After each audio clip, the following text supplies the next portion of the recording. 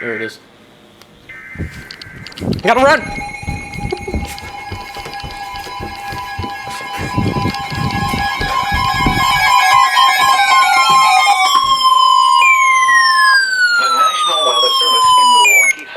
Issued a severe thunderstorm warning for northeastern Greene County in south-central Wisconsin, northwestern Rock County in south-central Wisconsin, southeastern Dane County in south-central Wisconsin, until 2:15 p.m. At 1:46 p.m., a severe thunderstorm was located over Brooklyn, or near Evansville, moving east at 30 miles per hour. Hazard, 60 miles per hour wind gusts and quarter-size hail. Source, radar indicated. Impact, hail damage to vehicles is expected. Expect wind damage to roofs, siding, and trees.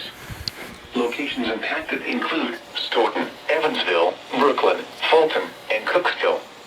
People attending the Stoughton Junior Fair should seek safe shelter immediately. For your protection, move to an interior room on the lowest floor of a building.